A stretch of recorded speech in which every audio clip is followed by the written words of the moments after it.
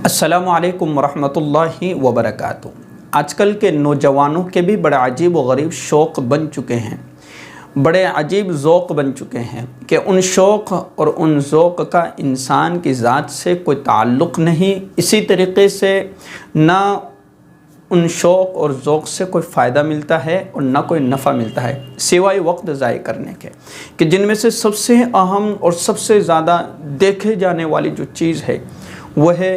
लोगों को cricket match से, इसी तरीके से क्रिकेट खेलने वालों से इनका जो ताल्लुक़ इनसे जो मज़बूत होता है उसका क्या कहना। लोग बड़े फ़ैन होते हैं, फॉलोवर होते हैं, और जब हार और जीत की जब बारी आती है तो लोग अजीब व गरीब तरीके से प्रचार और चर्चा और उसके साथ साथ आप कहिए तबसरा करते नज़र आते हैं।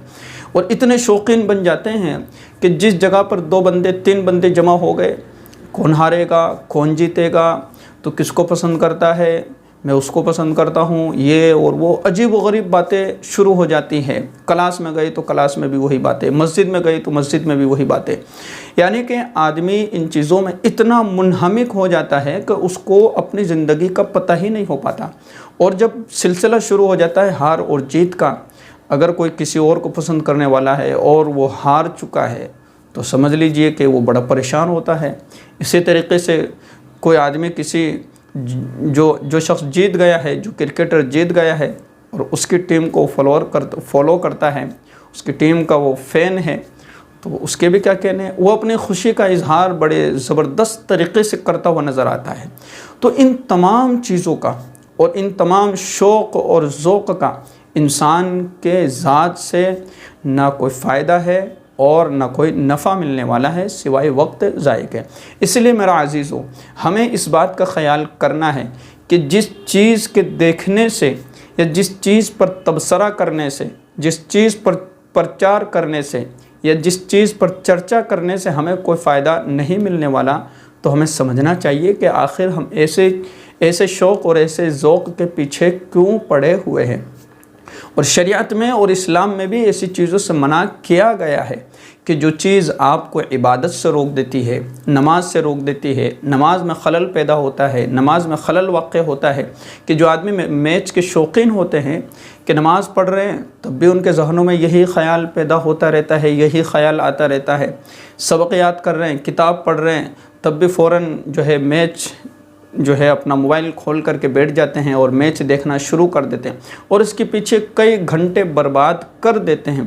और देखने के बाद इन्हें सिर्फ़ एक खुशी मिलती है और उसके अलावा कुछ इन्हें फ़ायदा हासिल नहीं होता। इसीलिए इस्लाम में ये सब चीज़ें इसलिए मना की गई है कि ये आदमी के वक्त को ज़ाय करता है। और आपने सुना होगा या पढ़ा होगा कि वक्त जो है, टाइम जो है, जो सोने से भी ज़्यादा कीमती चीज़ है। यानी आदमी सोना ख़रीद सकता है, गोल्ड ख़रीद सकता है मेहनत करके, कोशिश करके, लेकिन गया वक्त कभी भी दोबारा हासिल नहीं कर सकता, गया वक्त कभी भी ख़रीद नहीं सकता। इसलिए इंसान की जो ज़िंदगी है, इंसान को अपनी ज़िंदगी के एक एक लम्हे को और एक एक मिनट को कीमती समझकर इसको काम में लगाना चाहिए। और अल्लाह रब्बुल इज़्ज़त ने लोगों को और इंसानों को जो पैदा फरमाया है,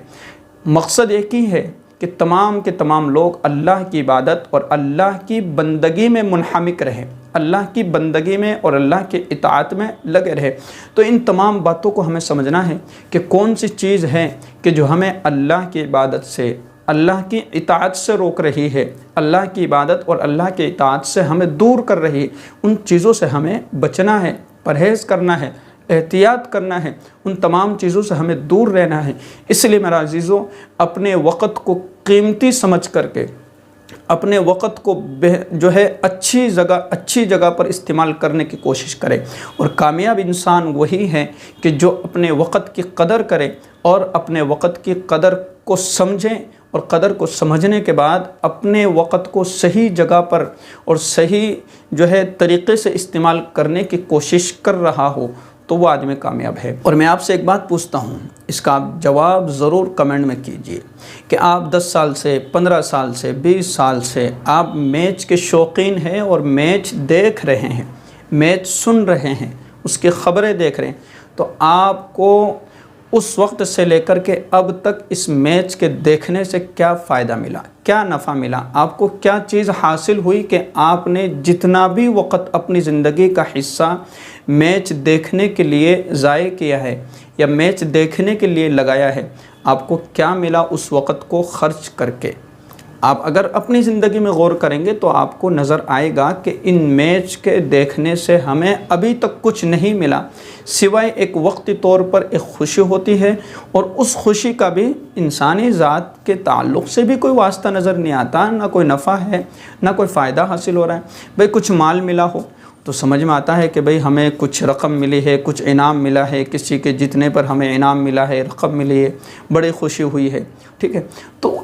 ان تمام چیزوں سے ہمیں دور رہنا ہے، پرہیز کرنا ہے، احتیاط کرنا ہے، اور یہ تمام چیزیں اسلام میں بھی جائز اور درست نہیں ہے کہ جو چیز ہمارا وقت ضائع کر رہی ہو، عبادت میں خلل پیدا کر رہی ہو، اللہ کی عبادت سے دور کر رہی ہو، اللہ کی اطاعت سے دور کر رہی ہو۔ ہم نماز پڑھنے کے لیے جاتے ہیں تب بھی وہی چرچے، نماز میں مسجد میں جاتے ہیں تب بھی وہی چرچے، مسجد کے باہر کھڑے ہیں تب بھی وہی چرچے، کلاس میں گئے تب بھی وہی چرچے اور وہی تبصرے ہوتے رہتے ہیں۔ اس لیے ان تمام چیزوں سے ہمیں بچنا ہے اور دین کو سمجھنا ہے اور دین کے اوپر صحیح طریقے سے عمل کرنے کی کوشش کرنا ہے، اسلام کے ایک ایک مسئلے کو، ایک ایک طریقے کو اور ایک ایک بات کو سمجھ کر اپنی زندگی میں لانے کی کوشش کرنا ہے۔ انشاءاللہ آپ خود دیکھو گے کہ آپ کی زندگی میں جو ہے آپ کی زندگی میں کتنا سدھار آیا، آپ کی زندگی کتنی بہترین زندگی بن جائے گی اگر آپ اسلام کے طریقے پر عمل کرو گے تو۔ السلام علیکم ورحمۃ اللہ وبرکاتہ۔